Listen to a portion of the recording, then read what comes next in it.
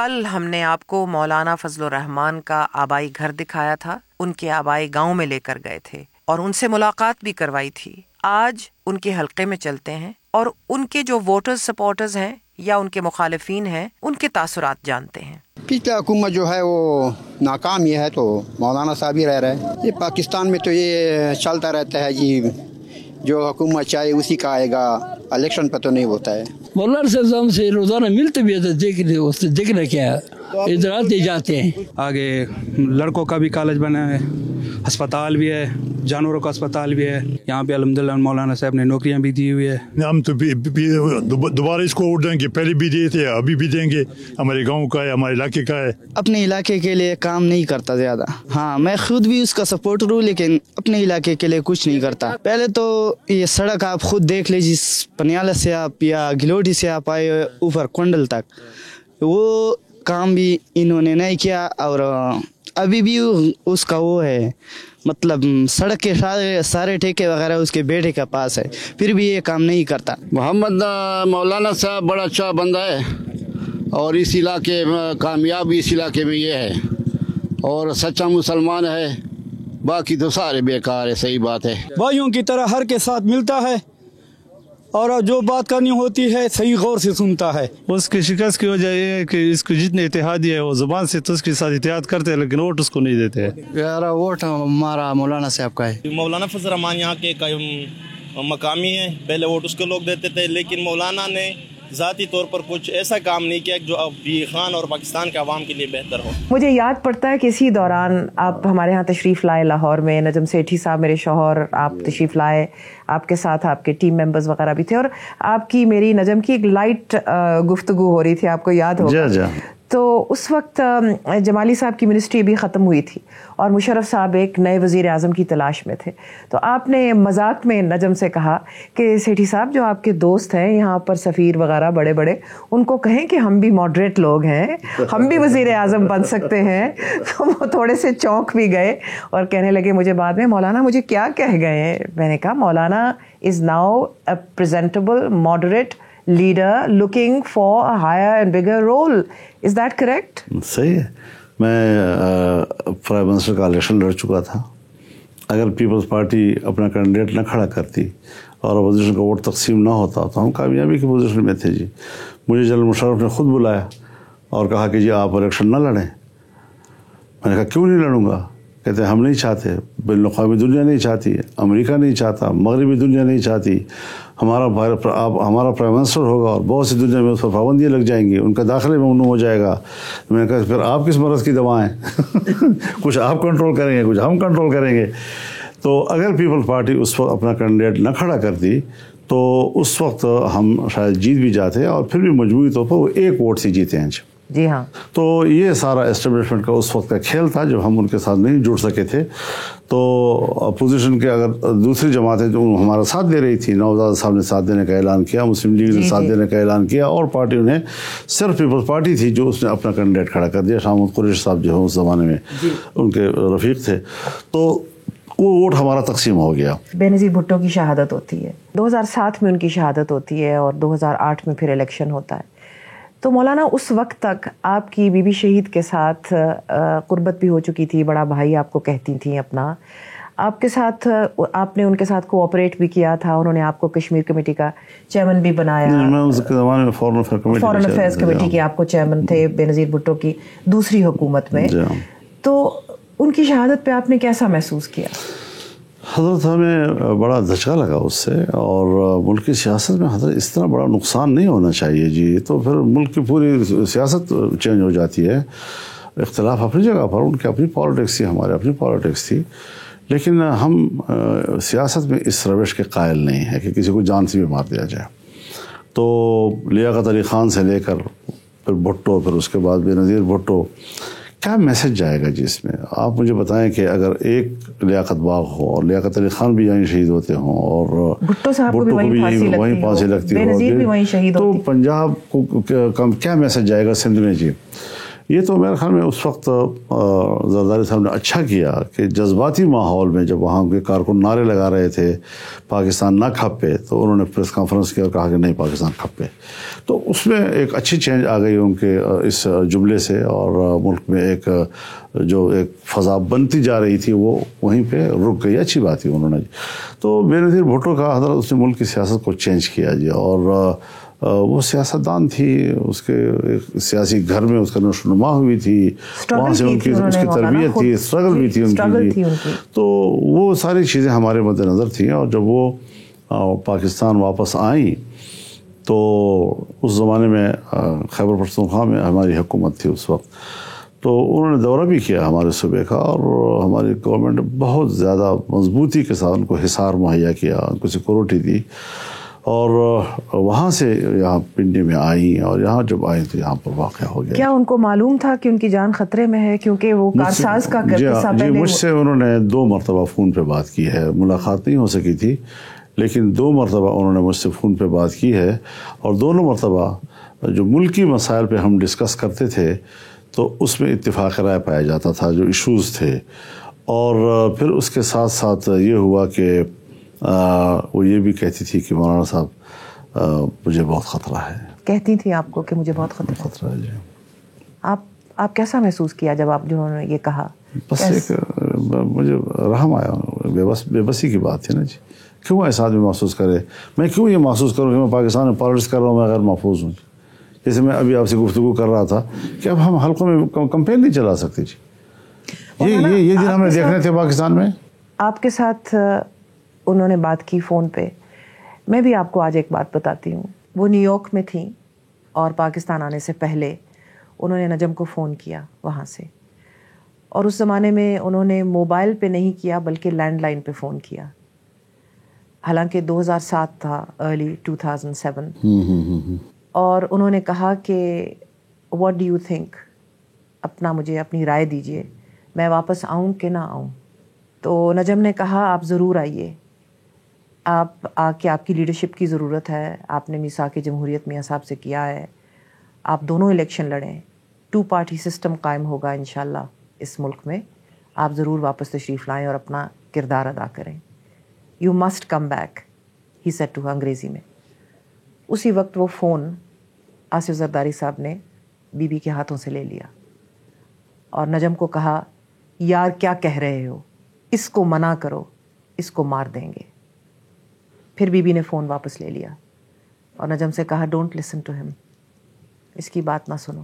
خیر جو بات آپ نے کہی ہے، میں اس پر اپنی بات کہنا چاہتا ہوں، اس پر تبصرہ کیے بغیر، کہ چونکہ ہم یہی تھے، ہمیں یہاں کے حالات معلوم تھے. میں کچھ دنوں کے لیے دبئی گیا تھا، اور بی بی بھی وہاں دبئی میں تھی. تو انہوں نے ایک دوپہر کے کھانے پہ مجھے بلایا کہ آپ آج میرے ساتھ کھانا کھائیں، کچھ باتیں کریں ہم آپس میں. یہ 2003-04 کے بعد کی بات، شاید 2003 یا 4 اس طرح کوئی تھا. تو مجھ سے بھی یہی سوال کیا انہوں نے، لیکن میں نے ان کو مشورہ دیا تھا کہ میرے خیال میں جب میں دیانتدارانہ طور پر آپ سے بات کروں گا تو میرے خیال میں ابھی آپ کے آنے کا کی رائے میرے نہیں ہے. پھر مجھے انہی کے ایک ماحول کے ایک ساتھی نے بتایا کہ کہیں کسی مجلس میں انہوں نے ذکر کیا، کہ میرا ذکر کیا کہ انہوں نے مجھے یہ مشورہ دیا تھا کہ ابھی آپ نہ آئیں. میرے خیال میں ان کی رائے صحیح تھی. پھر جو ہوا سو ہوا، اور پاکستان کا بہت بڑا نقصان ہو گیا، اور بھٹو فیملی کا تو سارا چمن برباد ہو گیا، سارا گلستان ان کا وہ برباد ہو گیا. بھٹو صاحب، ان کی صاحبزادی، ان کے دونوں بیٹے، اور میں تو بیگم بھٹو کو بھی شہید جمہوریت سمجھتی ہوں. اور ایک صنم رہتی ہیں اس خاندان میں سے، ذوالفقار علی بھٹو کی اولاد میں سے. لیکن 2008 میں جب پیپلز پارٹی کی حکومت بنی اور زرداری صاحب صدر بنے، تو آپ نے ان کی بہت سپورٹ کی، یہ ہم نے دیکھا. اور پھر ایک وقت ایسا آیا جب زرداری صاحب کے بارے میں سنا کہ ان کا کوئی کلیپس ہو گیا ہے پریزیڈنسی میں. آپ کو یاد ہوگا کہ آپ کی اور ہماری پھر اس وقت بھی ملاقات ہوئی تھی، آپ ہمارے گھر تشریف لائے تھے لاہور. آپ نے اس وقت بھی ہمارے ساتھ، نجم کے ساتھ، میرے ساتھ ذکر کیا کہ زرداری صاحب کو کیا ہوا تھا. انہوں نے آپ کو بلایا प्रेसिडेंसी में, आप वहाँ ऐवान सदर में गए, आपने वहाँ क्या पाया? जब मुझे वहाँ बुलाया गया तो मुझे तो कुछ भी इल्म नहीं था, लेकिन उनके साथ जब मैंने गुफ्तगू की और कोई 1 घंटे से ज़्यादा गुफ्तगू रही तो मुझे अंदाज़ा लग गया कि कहीं पर उनके जहन पर कुछ दबाव है। कुछ वक्त उसके बावजूद मैं उनके पास रहा, जब मुझे अंदाज़ा लग गया कि अब कोई संजीदा एक मौजू डिस्कस नहीं हो सकता, तो जिस तरह में बेतकल्लुफ़ी उनके साथ है वो हम वहाँ बैठे रहे। अगले दिन मुझे जब मैं वहाँ से आया तो मुझे इत्तला आई कि आपके एक मामू का इंतकाल हो गया गांव में, तो फिर मैं उधर चला गया। तो वहाँ से फिर मैंने यूसुफ रज़ा गिलानी साहब को फ़ोन किया कि आप उधर मुतवज्जे हो जाए, ज़रूरी है आपका। फिर मेरा ख्याल वो इलाज के लिए चले गए थे दुबई। जी, एयर एम्बुलेंस पे दुबई चले गए थे। आपने हमें उस वक्त ये बताया था नजम कौर मुझे कि जरदारी साहब ने आपका हाथ थामा और कहा कि आप मेरे पास रहें कुछ देर। बस वो उनकी जो एक तबीयत पर बोझ था ना जी, तो वो चूँकि मेरे साथ उनका एक है ताल्लुक़ दोस्ताना बिरादराना, उनके पार्टी के लोग भी बाज़ दफ़ा जब मुझे कहते हैं ये आप ही बात करें तो शायद वो मान जाए, हमारे तो नहीं मान रहे, तो वो एक ताल्लुक़ उनके साथ मेरा है। आते हैं तो भी बेतकल्लुफ़ी से आते हैं, मैं भी जाता हूँ तो बेतकल्लुफ़ी से वहाँ उनके पास जाता हूँ। उस वक्त क्या दबाव था, क्यों उनका मेंटल कोलैप्स हुआ उस वक्त, क्या वजह थी? मुझे इसका इल्लत तो मालूम नहीं, क्योंकि इससे पहले तो कभी ऐसा मुझे मुशाहिदा नहीं हुआ था। वो पहली मरतबा थी और काफ़ी वक्त तक मुझे अंदाज़ा नहीं लग रहा था जी, लेकिन बिलाखिर मुझे कुछ अंदाज़ा लग गया। तो अच्छा हुआ, उसको फौरी तौर पर फिर मैंने जब उनसे, उनके ऊपर उस वक्त बहुत दबाव था इस्टेब्लिशमेंट की तरफ से, जो भी था मुझे ये नहीं मालूम कि उसकी वजूहात क्या थी, इल्लत क्या थी, बेआरामी थी, क्या वजह थी उसकी, कुछ पता नहीं मुझे, लेकिन मेरे ख्याल में बेआरामी थी। काफ़ी दिन वो शायद आराम ही नहीं कर सके थे। फिर मुझे एक दूसरे आपके सहाफ़ी भाई हैं, उन्होंने भी कहा कि मैं भी 1-2 दिन पहले उनके पास गया था तो मुझे भी महसूस हुआ कि वो कोई एक ज़हनी दबाव में हैं। तो फिर जब वहाँ उनको दुबई ले जाया गया तो मेरे ख्याल में एक लंबी नींद उनको दिलाई गई। पहली नींद शायद 12 घंटे की थी, फिर कुछ वक्त जगाया, फिर दोबारा, तो अल्लाह ने शिफा दे दिया। अब तो माशाल्लाह ठीक है और अल्लाह उनको सेहत से रखे। आमीन, अल्लाह आप सबको सेहत दे मौलाना। लेकिन फिर ये बात फिर यहाँ से बनती है, बेनज़ीर की शहादत हुई, जुल्फ़िकार अली भुट्टो की शहादत हुई, अब वो उसको जुडिशल मर्डर कह रहे हैं और सुप्रीम कोर्ट उसको दोबारा से सुन रहा है, वो सारी चीज़ को देख रहा है। बहुत से और लोग आपके ऊपर ख़ुद इस वक्त आपकी जान को ख़तरा है। मुझे मालूम है कि आपके ऊपर कितने कातिलाना हमले हो चुके हैं, आपके ख़ानदान पे कितने कातिलाना हमले हो चुके हैं। मौलाना, अंग्रेज़ी में ये सवाल पूछूंगी आपसे, इज़ इट वर्थ इट? क्या ये सियासत और ये सारा निज़ाम जिसके लिए आप अपनी जान और अपने प्यारों की जान दाव पे लगाते हैं, क्या इज़ इट वर्थ इट मौलाना? बात तो यकीनन ऐसी है कि हर तरफ जैसे एक बेबसी भी हो और मायूसी भी हो, लेकिन हमने मायूस होना है ना इतना बेबस होना है। ये आजकल के जो दिन हमारे ऊपर गुज़र रहे हैं, इसमें जो इस वक्त की एस्टेब्लिशमेंट है या हम हैं, तो कोई ज़्यादा टेंशन हमारे बीच में है ही नहीं। और एक लंबे अरसे के बाद पहली मरतबा मैं महसूस कर रहा हूँ कि मुल्क के निज़ाम में एक यकसुई पाई जा रही है, सियासी जमातों के अंदर भी, एस्टेब्लिशमेंट के अंदर भी, और हम जिहत हम ये सोच रहे हैं कि मुल्क को इस बहरान से कैसे निकालें। आमीन मौलाना। और सबसे बड़ी चीज़ यही है बदअमनी और मईशत। जब आसिफ जरदारी साहब ने 2013 में एक पीसफुल ट्रांसफ़र ऑफ पावर किया, 2 मुतवातर पीसफुल ट्रांसफ़र्स ऑफ पावर हुए, और 2013 में नवाज शरीफ साहब को हुकूमत मिली और वो हुकूमत ठीक ही चल रही थी, जुडिशरी भी इंडिपेंडेंट हो रही थी, मीडिया भी आज़ाद हो रहा था, 2 दफ़ा तवातर से हुकूमत पावर भी ट्रांसफ़र हो गया विदाउट वायलेंस, विदाउट अपसेट। और आप समझिए कि हम लोग सब बाहर बैठ के ये सोचते थे कि शायद पाकिस्तान में अब जमहूरियत मुस्तहकम होती चली जा रही। तो फिर ये सारा हाइब्रिड किस्सा जो शुरू हुआ, जो इमरान खान को लॉन्च किया गया, निज़ाम को धर्म भरम कर दिया गया और एक इलेक्टेड हुकूमत को पटड़ी से पहले ही एक वज़ीर आज़म को उतार दिया गया, जिसमें वो अब बरी हो गए। انہی الزامات میں. یہ سب کیا تھا مولانا؟ 2017 میں جب ابھی میاں نواز شریف صاحب پرائم منسٹر تھے اور پاناما کا بھونچال آ گیا تھا، تو میں نے اس وقت ایک تقریر کی تھی اور میں نے ان سے یہ کہا تھا کہ ہمیں کچھ چیزیں ذہن میں دوبارہ واپس لانی ہوں گی، اور اس حوالے سے میں نے ایک خطرے کا اظہار کیا تھا کہ میں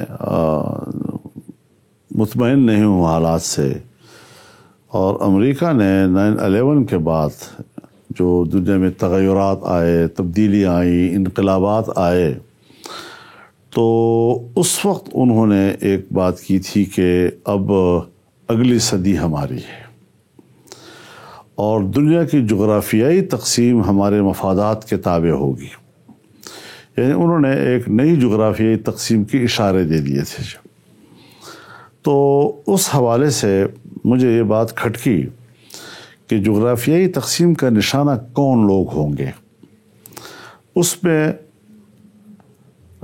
ترقی پذیر دنیا کے بڑے ممالک. اب ترقی پذیر دنیا کا بڑا ملک پاکستان ہے، اور پاکستان رقبے کے لحاظ سے بھی اور آبادی کے لحاظ سے بھی دنیا کے بڑے ملکوں کی فہرست میں آتا ہے.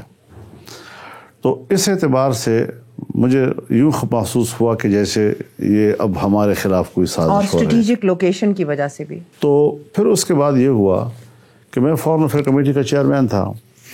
مجھے دعوت ملی چائنا کی طرف سے اور میں کمیٹی کو لے گیا ادھر. وہاں جب گیا تو جو ہمیں بریفنگ دی گئی وہ چائنا کے ایک آنے والے مستقبل میں نئے اقتصادی ویژن کے حوالے سے دی گئی. تو اس میں کچھ فری اکانومی زونز انہوں نے بنائے تھے. وہاں پر ہم نے مشورہ دیا کہ ارومچی کو بھی آپ فری اکانومی زون بنائیں اور ٹریڈ وایا پاکستان، اس میں 7 ریزنز کے نام سے ہمارا ابھی بھی بلیک اینڈ وائٹ موجود ہے، ہمارے ریکارڈ پر ہے وہ. اس وقت ہم نے ان کو دیا. وہ بات آگے بڑھی، اور پھر اس کے بعد آپ نے دیکھا کہ جب آصف علی زرداری صاحب ملک کے صدر بنے تو میرے خیال میں اپنے دور صدارت میں انہوں نے چائنا کے 12 دورے کیے ہوں گے.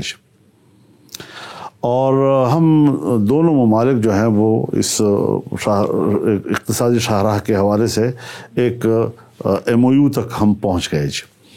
پھر نواز شریف کے زمانے میں دوبارہ MOU بھی ہوا اور کام بھی شروع ہوا. چنانچہ ہم نے محسوس کیا کہ پہلے تو ملک کے اندر اقتصادی پہلے سیاسی عدم استحکام آئے گا، تو سیاسی عدم استحکام کے بعد پھر معاشی عدم استحکام آئے گا. چائنا پاکستان کوآپریشن کی بنا. جی ہاں.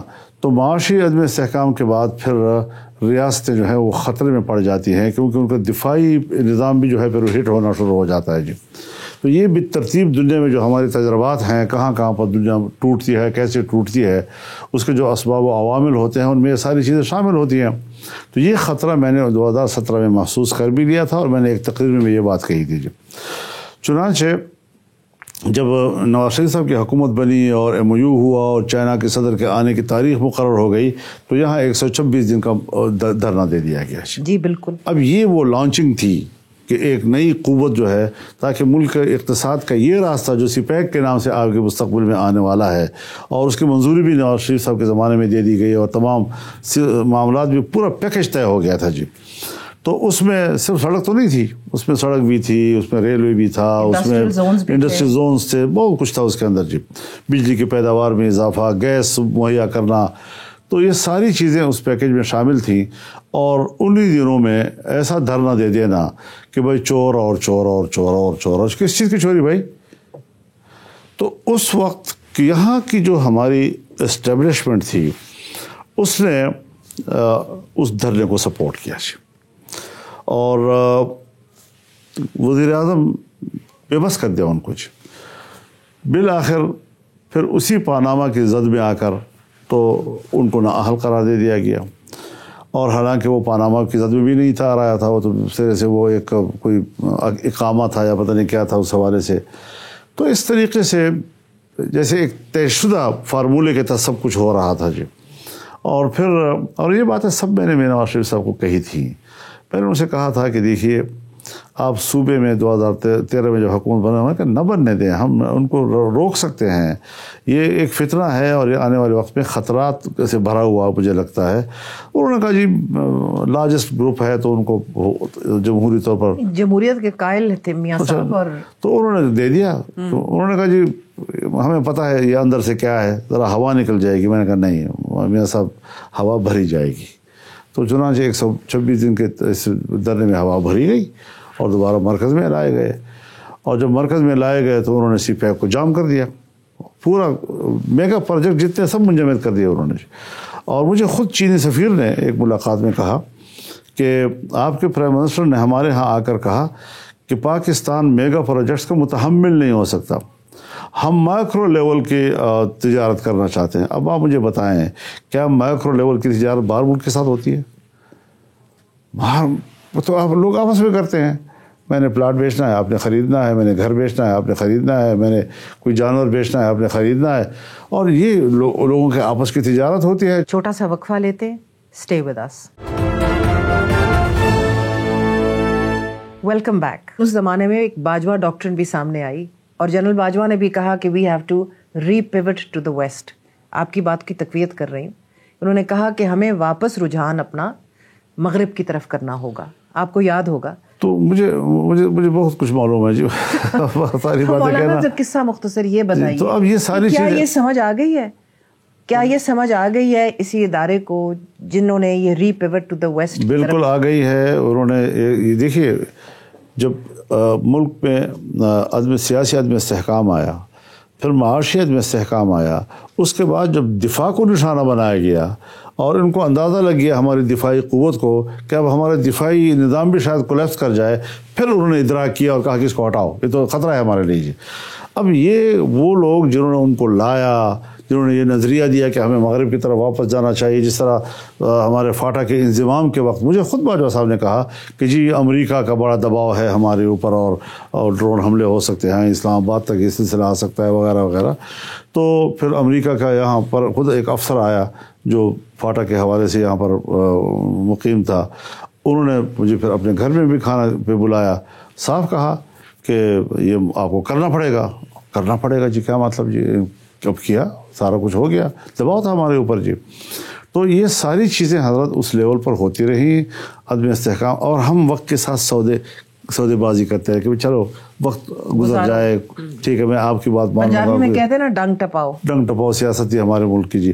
تو یہ ساری بدل گیا سب کچھ, اب بدل گیا, اب ہم راہ راست پہ آ گئے. اور جو بیرون ملک ہمارے آپ کے خلاف یہ سازش جو آپ سمجھ رہے ہیں جو ہماری ہو رہی تھی سی پیک بند کرنے کے لیے, چائنا کے ساتھ ہمارے تعلقات بڑھاؤ میں بند کرنے کے لیے, کیا وہ بھی باز آ گئے حضرت؟ ہٹ گئے نہیں, ابھی اس میں دباؤ برقرار ہے. ہم سی پیک میں ابھی تک اتنا پیش رفت نہیں کر سکے جتنا ہمیں ہونا چاہیے. صرف یہ ہے کہ ہمارا ذرا پریشر تھا, ہم نے حکومت سے درخواست کی کہ بھائی یہ سی پیک کو آگے بڑھاؤ.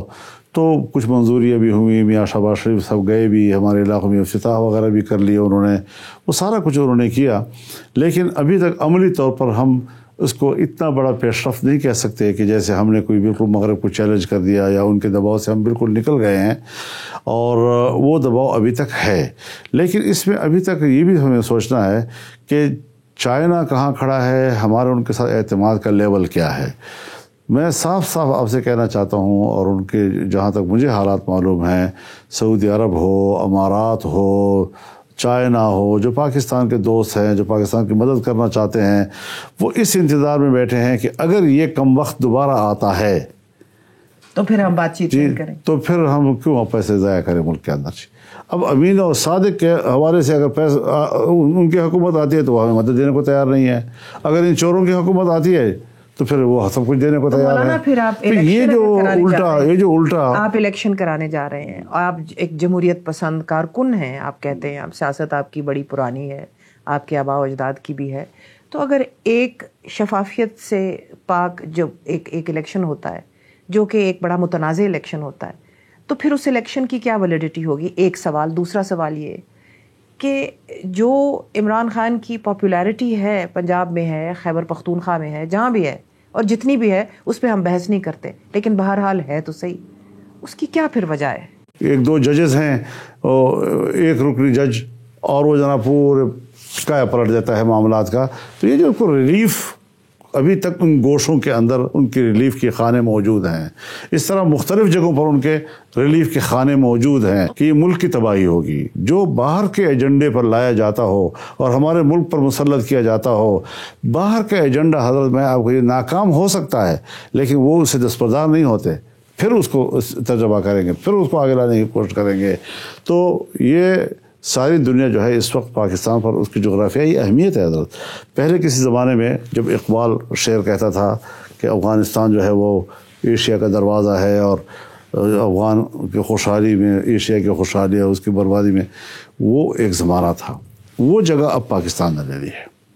तो पाकिस्तान पर प्रेशर क्यों बढ़ाए जा रहे हैं जी? इंडिया की तरफ से भी हमारे ऊपर प्रेशर, अफ़गानिस्तान की तरफ से हमारे ऊपर प्रेशर आ रहा है। तो ये दोनों तरफ के प्रेशर में पाकिस्तान को दबाया क्यों जा रहा है?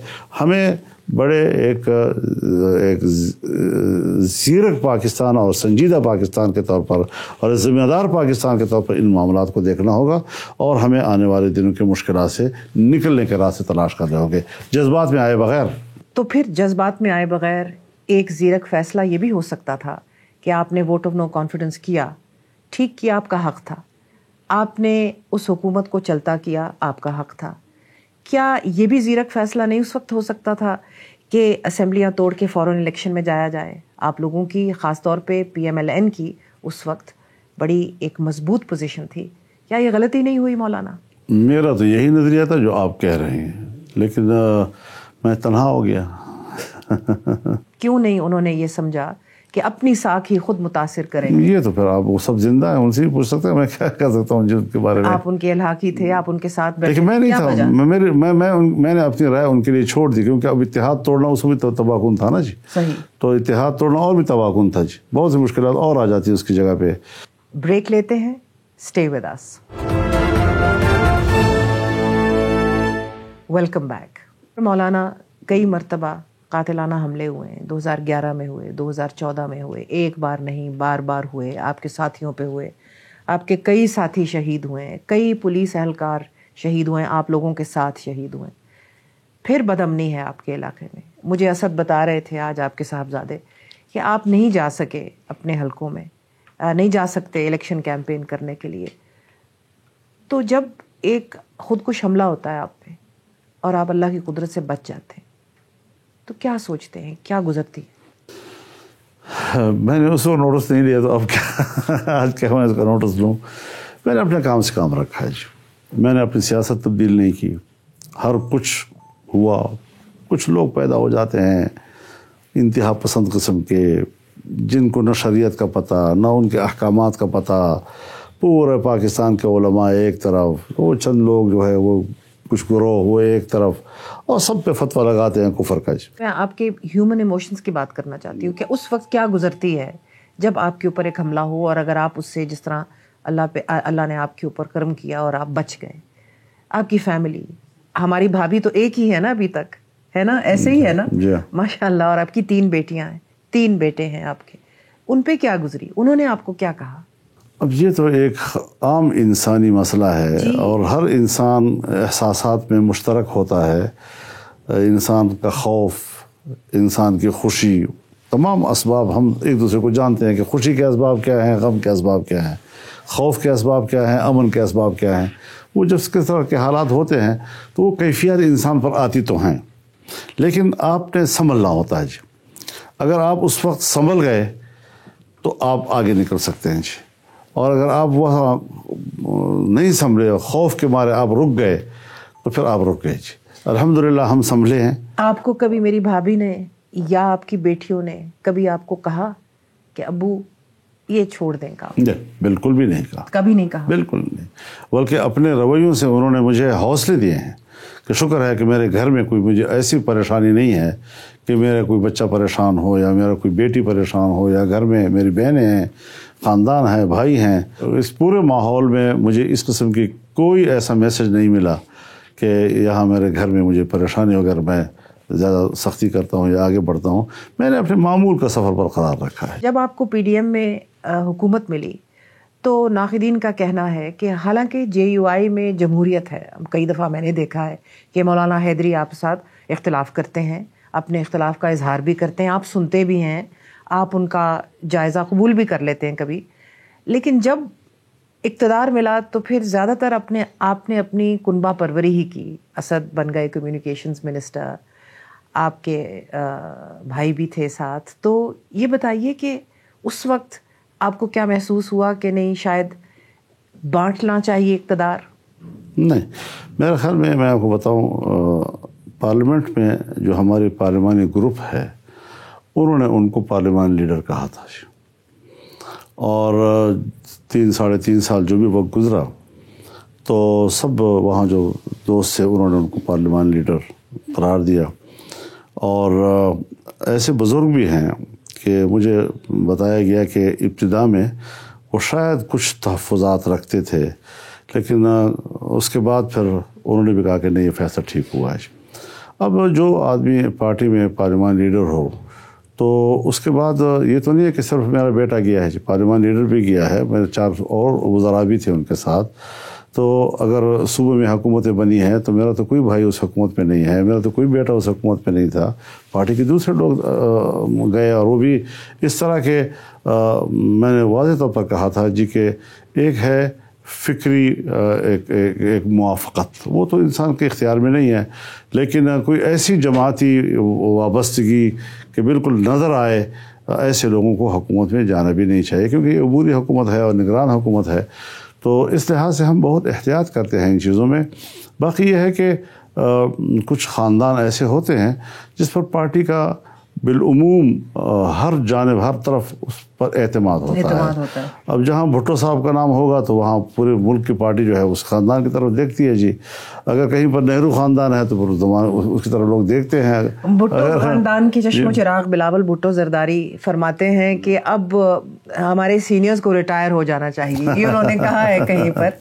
تو آپ اس کے بارے میں کیا نہیں, بچوں والی باتیں ہوتی ہیں تو ہم بچوں کی تربیت کریں گے, نوٹس تو نہیں لیں گے نا اس طریقے سے. اچھا, لیکن ان کا میرا خیال ہے اشارہ ان لوگوں کی طرف ہے جو کہ عمران خان کے حامی ہیں. اپنے والد کی طرف تو نہیں تھا, اپنے والد کی طرف بھی ہو سکتا ہے, آپ کی طرف بھی ہو سکتا ہے, مریم کے والد کی طرف بھی ہو سکتا ہے, حمزہ کے والد کی طرف بھی ہو سکتا ہے. اگر ان کی والدہ حیات ہوتی پھر کیا کرتا؟ ان کی اگر والدہ حیات ہوتی تو 2 پارٹی سسٹم قائم رہتا پاکستان کی جمہوریت میں, یہ نئے عناصر اس قسم کے نہ آتے جہاں پر اتنی انسٹیبلٹی ہوئی ہے. اب بے نظیر بھٹو کی شہادت نے پاکستان کا بہت نقصان. دیکھیے بے نظیر بھٹو کو ادھر سائڈ پہ کیا گیا, نواز شریف کو ادھر سے نکالا گیا, یہ وہ ساری چیزیں ہوتی ہیں نا کہ یہ صرف ملک کے اندر یہ تانے بانے نہیں بنتے, یہ سارے تانے بانے باہر سے بنتے ہیں اور ہمارے ادارے ان کے زیر اثر آ جاتے ہیں, بلکہ ان کے خادم بن کر ان کی امپلیمنٹیشن کرتے ہیں. تو پھر اگر ہمارے ملک کے اپنے اندر ایسے لوگ ہوں کہ جو بڑے اپنے آپ کو ہم خود مختار ہیں اور ملک کی وفاداری اور حب الوطنی اور قانون اور فلاں کی بالادستی, یہ سارے حوالے استعمال کر کے اس قسم کے فیصلے کریں کہ جس سے ملک تباہ ہوتا ہو, اس کا کیا کریں گے ہم جی؟ یعنی بنگلہ دیش بھی تو اسی ناروں میں بنا نا. بالکل بالکل, ہم ملک کے لیے لڑیں گے اور کارخانوں میں لڑیں گے اور گلیوں میں لڑیں گے اور صحراؤں میں لڑیں گے اور دریاؤں میں لڑیں گے. یہ آج کی تقریر تھی اور اگلے دن پاکستان کی. صحیح فرمایا. اگلے دن مجھے مولانا مفتی محمود کی ایک بات یاد آئی کہ جب وہ اسلام آباد آیا کرتے تھے تو وہ پنڈی صدر کی ایک مسجد میں مقیم ہوا کرتے تھے. تو وہاں سے لے کے یہاں تک یا ماشاء اللہ نے آپ کو بہت نوازا ہے. سنا ہے کہ آپ بہت اب مالدار ہیں, آپ کی اولاد بھی ماشاءاللہ امیر ہے, کبیر ہے. یہ سفر کیسے طے ہوا, یہ سب کچھ کہاں سے آیا؟ اور یہ میرے والد صاحب جب پارلیمنٹ میں تھے تو یہاں ایم ہاسٹل میں رہتے تھے جی. جب پارلیمنٹ ختم ہو گئی تو پھر مسجد میں چلے گئے جی. تو میں جب تک پارلیمنٹ میں رہا ہوں, میں لاجز میں بھی رہا ہوں, میں منسٹر کالونی میں بھی رہا ہوں.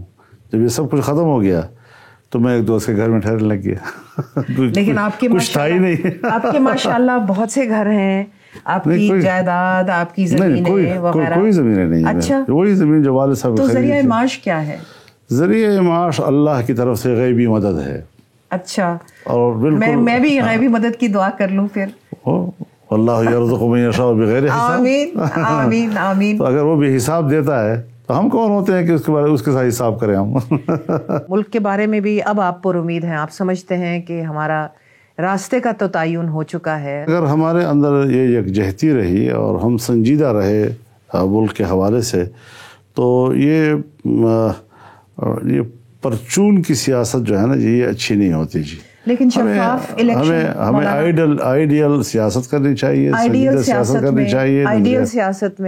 آئیڈیل سیاست میں شفاف الیکشنز تو بالکل ناگزیر ہے نا مولانا, بالکل ناگزیر ہے. ہم تو لڑے اسی لیے ہیں, ہمارا اور کیا جھگڑا نظر آ رہے ہیں شفاف الیکشنز ہوتے ہوئے. انشاءاللہ. میں ایک بات کہتا ہوں جی, آپ اگر کسی کی طرف اشارہ بالفرض کر رہے ہو نا, بالفرض, تو میں وہاں پر بھی ایک بات کہنا چاہتا ہوں کہ وہ بھی متحمل نہیں ہوں گے کہ ایک الیکشن پر بھی اعتماد نہ ہوا, اب دوسرے الیکشن پر بھی اعتماد نہ ہو.